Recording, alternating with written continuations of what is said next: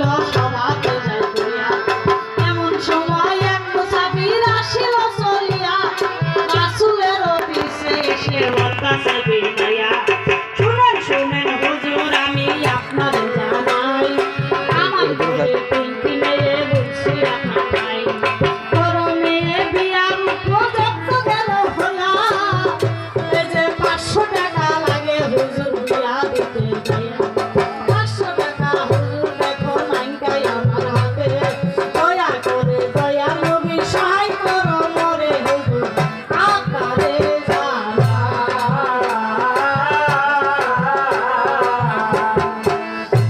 আমার রাসূল বলছে বাবা আমি নবী যে 7 দিন করো পাপ আমি কোথা থেকে দিব তোমার টাকা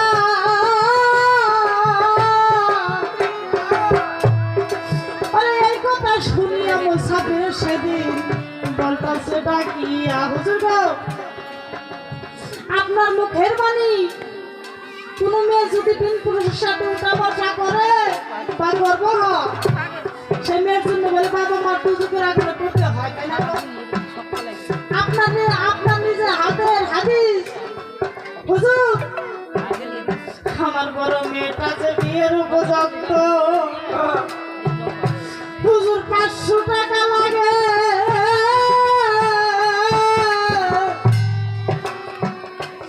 আরে 500 টাকা না দিতে পারলে হুজুর বিয়া দিতে পারবো না সংসারে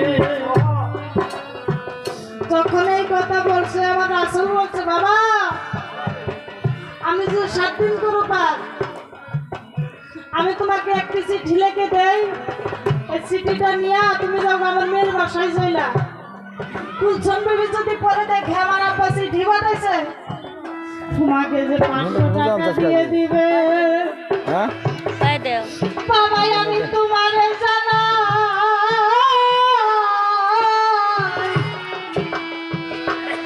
পরে এই কথা শুনে মুসাফির দাদা সেদিন খুশি হলো তাই মুসাফিরে খুশি হইয়া চিঠিখানা নিয়ে কুলছন বিবির বাসায় চলে যায় যাইয়া ডাক দিছে কুলছন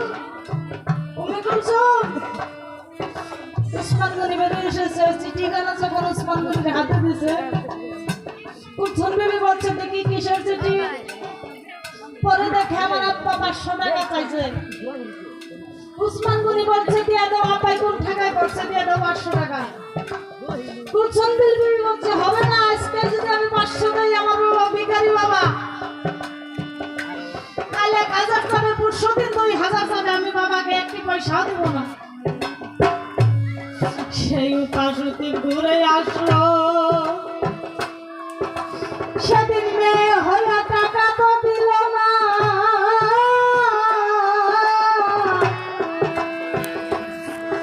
আমার রাসূলের কাছে এসে সেদিন মুসাফির করতেছে কান্দনা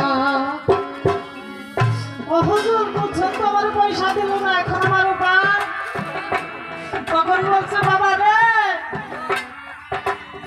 আমার আরেকটা মেয়ে আছে সে হলো জগৎ জননী ফাতেমা সে তারে কোনোদিন খালি হাতে বেরাবে না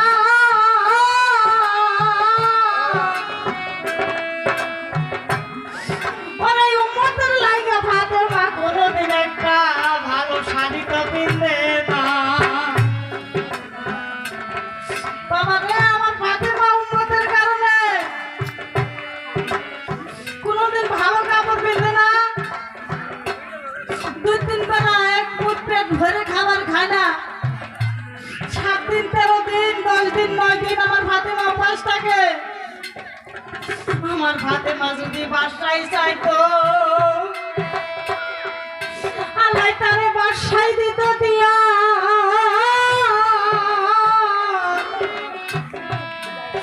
শুধু উম্মতের লাগিয়া ধন সম্পত্তি চাই নাই মায়ে দুনিয়ায় থাকিয়া ফাতেমার বাসায় যখন মুসাফিরকে নিয়ে রওনা দিছে তাইয়া দেখে ফাতেমার চাল দিয়ে ধুমাও রে রাসূল গেল সেদিন খুশি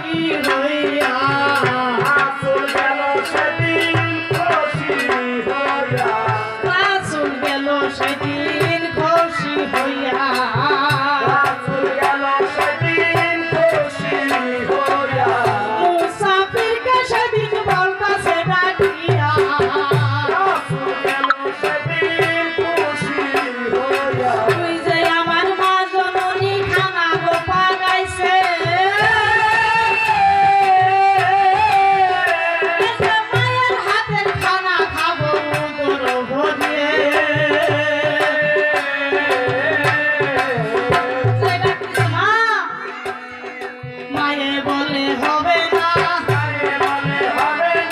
বাবা তুমি জানো না। বলে কেন? আমি যে আসি বাবা উলঙ্গ হইয়া, বলে কিভাবে তোমার কাছে যাব শুনিয়া। আমার রাসূল কান্দে যার যার হইয়া, রাসূল কান্দে যার যার হইয়া, রাসূল কান্দে যার যার হইয়া, রাসূল কান্দে যার যার হইয়া, মাথার পাগড়ি দেই খুলিয়া, রাসূল কান্দে যার যার হইয়া, এই যে আমার মাথার পাগড়ি দিলাম তোমায় দিয়া। বলে পাগড়ি পরে আমার সামনে আসো না চলিয়া।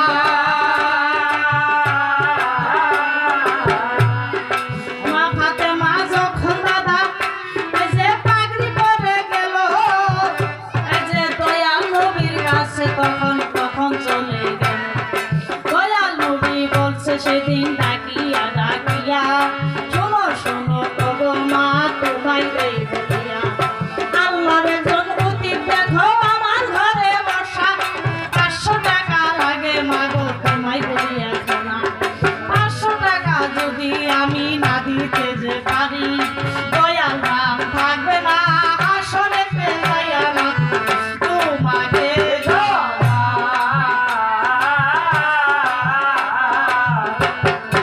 ডাকতে বলছে। বাবা আর যদি আমি 500 টাকা না দিতে পারি, আমার দয়াল নাম যে থাকবে না,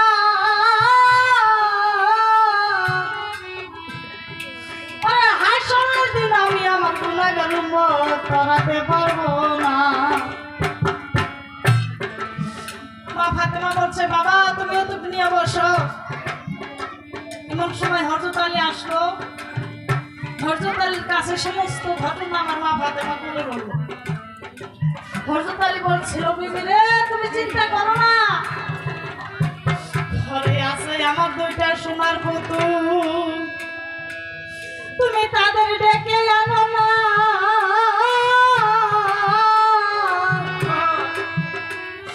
ওরে ওদের নিয়ে যাওয়া খাইতে বিবি আমি যাব দয়া কোনা। দাওয়াত খাইয়া আসার পথে 500 টাকার একটি জাটো নিয়ে আসুন, কোনো চিন্তা নাই। মা ফাতেমা 2 সন্তানকে গোসল করাইয়া তখন স্বামীর হাতে উঠাইয়া দিছে। হযরত আলী 2 সন্তান নিয়া সেদিন বাজারে চলে গেছে। যাইয়া দেখে সমস্ত দোকান বন্ধ করছে, মাত্র ইহুদির দোকান খোলা আছে। ইহুদি এই মাত্র ধাবার বন্ধ করতেছে। হযরত আলী যাই ডাক দিচ্ছে, দোকানি দাদু তুমি ধাবার বন্ধ করো না কেন? আমার যে 500 টাকার দরকার পড়েছে, আর 1 কেজি আটা লাগে।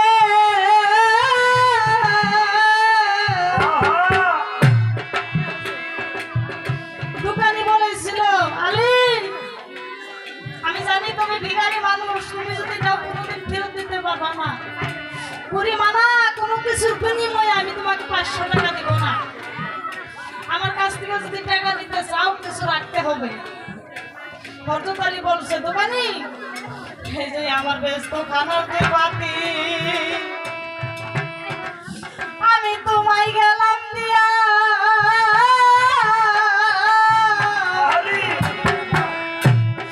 ওরে 2টা সন্তান রাইখা তুমি আমাকে 500 টাকা দেও না ভবে দিয়া। দোকানি বলেছিল দলিল করতে হবে। কিসের দলিল? আজকে বেলা আসরের সময় তোমার সন্তান বন্ধক রাখতেছ, কালকে বেলা আসরের সময় যদি ছুটে নিতে না পারো, পরিমাণা পুত্র দাবি করে আর আমার কাছে এসো না। হযরত আলী কথা দিয়া লেখা দিয়া যখন টাকা নিয়ে রাস্তা দিয়ে যায়, ওই দোকানিটা একদম বলছিল দাঁড়া ভাই তোমার সন্তান তো বুঝে না, পুরা কি জানি পলাইয়া যাইতে পারে।